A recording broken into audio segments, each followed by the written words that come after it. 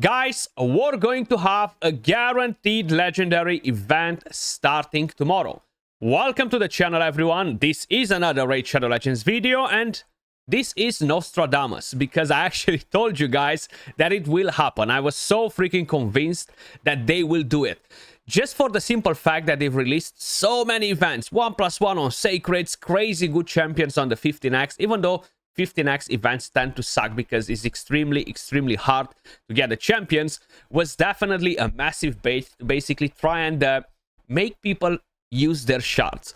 But either way, we're going to have a guaranteed event starting tomorrow under the form of a hero pair event. I'm going to walk you through all of the details. You will have a chance to put your hand on the 5-star soul for the current fusion champion that just ended, so it's not a current fusion anymore. I do not like that, because for a lot of you guys, you're gonna have to be in kind of like picking in between. Should you go for Packmaster Shayak, which is the guaranteed legendary, or should you go for the 5-star soul? Now, I can tell you directly, get Shayak if you do not have him, because the two of them together will have way more power than a 5-star soul on the fusion champion, right? But this Thursday, August 14, they are planning to launch a progressive chance event dedicated to the World Lizard Day, giving you at least a 15x chance to summon the champions of your choice from the selected pool of Ancient, Primal, Sacred, and Void Shards. Funny enough, they are doing a celebration on the Lizard Day. Heck, I can't remember having a celebration on the Easter Day. So that's really odd from a gaming company catering to the Western world, right? But either way, we are celebrating the Lizard Day because that's very important. Like, I actually have a bunch of people right now outside of my windows, all dressed in lizards, celebrating the Lizard Day, and there's a lot of hype out there. I'm probably gonna join them as well. But next to that, guys, we're gonna talk about the champions in a little bit.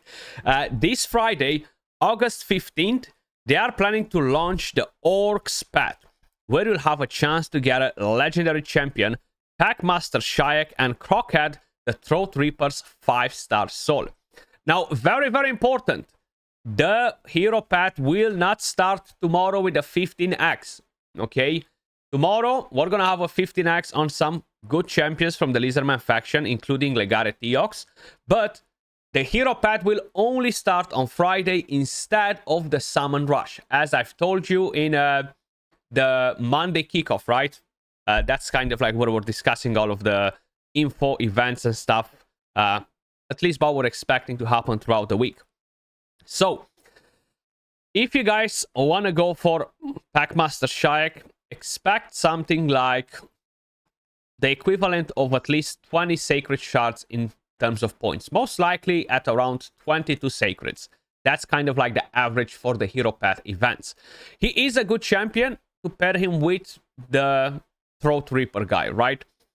If your main goal is to get a higher score in the Hydra, if you're in need of getting some good DPS for your Faction Wars hard mode, for maybe some fun arena comps and stuff like that, then yeah, go for Packmaster Shayak. If you already have him, then most likely you're gonna end up in going for the soul if you have the resources available. Getting a 5-star soul on Kro'khad is definitely not a bad thing, because you can give him like a different blessing, maybe like Haven Cast, and that will up his damage quite a bit as well. 6-star Crushing Rend is 6-star Crushing Rend. You cannot compare it with any 5-star blessings, right? And it's still a long way to get to the 6-star from the point where you have the 5-star, especially if you're saving resources to purchase it from the actual store. But either way, I do like the champion. I do like the duo interaction. I think it's one of the strongest, if not the strongest, in the entire game.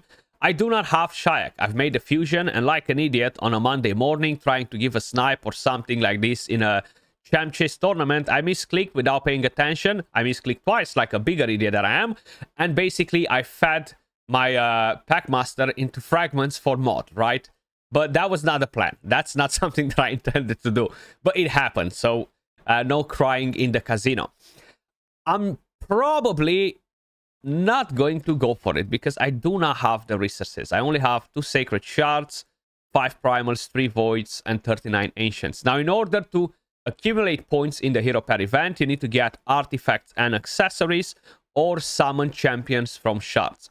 That's basically what you need to do to complete the hero pair event that will start on Friday, not tomorrow. I'll repeat that again. Then, talking about the 15x progressive chance to celebrate the so popular Lizardman Day that we have everywhere in the world. Basically, let's start with the most OP champion from there, and that is Legare Teok. So the faction unity champion is going to be on the list, guys. Really powerful champion. I am using mine literally on daily basis. PvP, PvE, mainly for Hydra, Kursiri, faction wars, and all this stuff. Of course, I'm gonna use him like it's a no-brainer. But he is one of the best damage dealers in the entire game. Not just for the simple fact that he can do damage, but because he can enable damage dealers to do more damage. And that's what makes him really, really crazy. I know I was talking about him in yesterday's video, if I'm not mistaken, with the nukers, right? Really strong. Self-buff, 6-piece Merciless, or you can go for PvP, Stone Skin plus Savage, or Lethal, and gain huge, huge value out of him. Like, when you make a full team of lizards, guys, all allies immune to sheep, and all of the crazy things that he does is just like so freaking disgusting. Then, moving on to the next one, we have Negmotar, the freaking Chimera Goat. I absolutely love my Negmotar. Even if I would have Sina Amberheart, I would still use Negmotar over her, because I'm going for trials rather than high damage. And because of it, he's just so freaking good. The increased speed, the Thermitor, the decreased speed, the leech, the decreased attack, the speed aura. I mean, everything that he does is goated, okay? I have 2 builds on him, depending on what affinities I'm fighting in the Chimera. I have Relentless and Impulse. He goes crazy when he's taking a lot of turns. And the second build is basically on a Affinity Breaker set to counter the strong affinity of the Chimera, because I don't want to swap him for somebody else. He's just too freaking good in my team. But very, very solid champion. Then we have Karin the Harvester. I'm not sure what he's harvesting. Seems like some honey or something, maybe. Honeycombs. He is a decent support champion. I'm not a big fan of his kit because AoE sleep, man. Like, sleep sucks in this game. You just touch the enemies, you have a poison, you have something on them, and they wake up. Will ignore immunity, which I guess could be somehow nice. Grants an extra turn. Puts all of the target skills on cooldown on an enemy. Has a chance to decrease the thermometer of all enemies under a sleep debuff. And has a chance to decrease the thermometer of all enemies without a sleep debuff by 30%. So it's nothing too OP. The passive is decent-ish. I would not pull for this champion, and I do not want this champion. But that is just me. Let me know in the comments down below, what do you guys think about him? Maybe some of you already have him and you're using him. Actually, let's check the reviews. I'm very curious to see. Seems like he does have a lot of high reviews. I mean, if this champion is a 4.7 in arena offense, wow. I mean, 159 ratings, 4.7. What arena, guys? Like, are we talking about Bronze Tiers arena or what arena? Because I'm a bit confused. Is it just because of the lockout on a target, or what? Like, the sleep is not that great in arena either, so I'm not sure why he has such high rating in PvP. I'm a bit surprised, to be honest. But hey, that's just my opinion. Then, moving on to the next one, we have Pythian. Pythian was a fusion, really solid support character. Yeah, not the best in the game or anything like that. But the passive is pretty good to bring you the damage reduction. You have the revive, which strengthen, 50% HP and thermometer, the cleanse, the immunity, a bit of a healing, the A1 that generates more healing. I'm using my Pythian in Faction Wars hard mode. I'm using him as well in the Kursiri, even versus Amius. And he can be really good if you do not have like more OP characters in the Chimera, in the Hydra, even in the Clan Boss as a cleanser / support.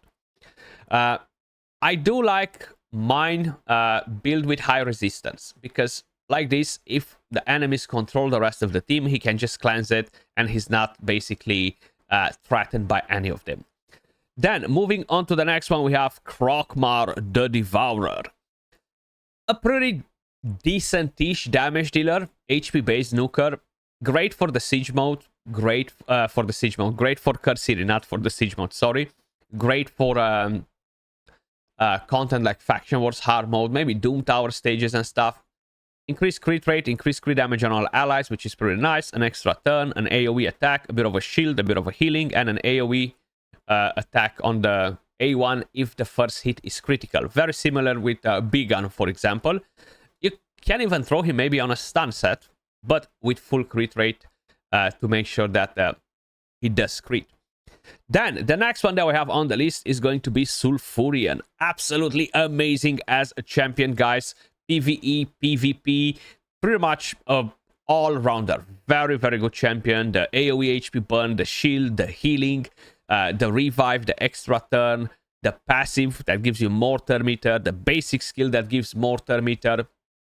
He's really, really powerful as a champion, you know, like, I love using him to melt Stone Skin. I have mine built on Perception and Pinpoint gear. I would love to be able to put him on Stone Skin, but unfortunately, I would be losing too many stats like HP, like accuracy and speed on him. But very, very strong champion, both PvP and PvE. Then we have Krisk. Krisk is still one of the best progression champions in the entire game. Now, I am using Krisk in Faction Wars Hard Mode. I'm using Krisk in Hydra. I'm using Krisk maybe in some stages in the Curse City. I have two different builds for him. I have one build for Titus. So he starts directly with a shield set. So he's going to have a shield set on to give me the double shield. And I have a build on a Curse set for the other Hydra team, because I have two Krisks on the account. But the Provoke, all of the buffs, the increased duration of buffs, the decreased speed, the passive, still a very strong champion. You still want to get accuracy on him and resistance, because he can easily become the mischief target because all of all the buffs that he's putting on himself. And then the final one that we have on the list is going to be Payday Teal'Crest. Really, really powerful champion as well. I wish I would have the ability to try him a bit in PvP from my account. Maybe one day when I'm going to pull him, I'm very curious to see how he performs in there.